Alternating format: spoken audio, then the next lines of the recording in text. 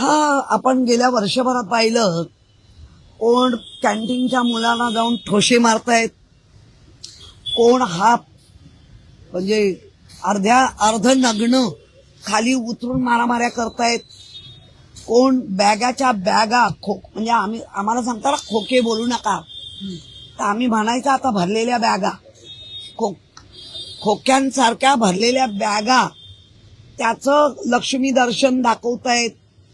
तर कोण सांगतंय की मी 35 कोटीवर पाणी सोडलं, मला मिळणारा लाभ हा 35 कोटीचा होता आणि तो माझ्या कार्यकर्त्यांसाठी सोडला.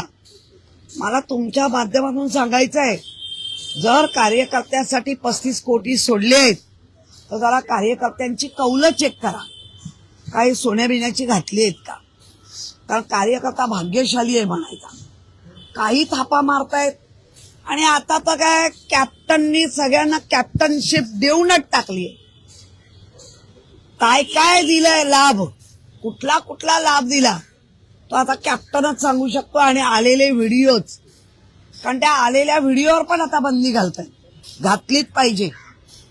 काही महिला ठरवून गेले आहेत, काही महिला फुसलावून असं काही चित्र अजूनही स्पष्ट होत नाही. पण महिलांचे पालक गेलेले असताना ज्या कॅप्टननी धाडस केलं, ते धाडस या राजकीय लोकांचं पाठबळ होतं. म्हणूनच एवढ्या मोठ्या प्रमाणात ऑफिसमध्ये इम्पोर्टेड काच लावून, की ज्या काचेतून बाहेरचं दिसतं पण आतलं दिसत नाही, अशा पद्धतीने अत्याचार केलाय. आणि ह्या तमाने कुठच्या तरी हॉटेलमध्ये भेटल्या.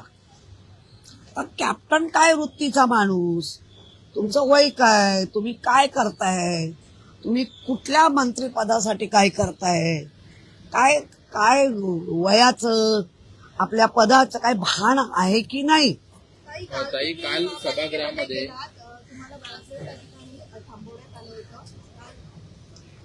नाही, मुळामध्ये काल आम्हाला भाजपकडून असं सांगितलंय 50 खोके आम्ही त्याला उत्तर देणार, 50 ठोस्याने आम्ही उत्तर देणार, 50 ठोसे म्हणून अशा पद्धतीने आम्ही उत्तर देणार. नाही, मुळामध्ये अशा धमक्या, अशा पोकळ धमक्या आम्ही घाबरत नाही. ठोसे मारायला तर आम्ही काय केळी काढायला जाणार का. हा, तुम्ही द्याल तेव्हा. इतका पण मागचे आमचे इतिहास जरा तपासा, नवीन आलेत त्यांनी.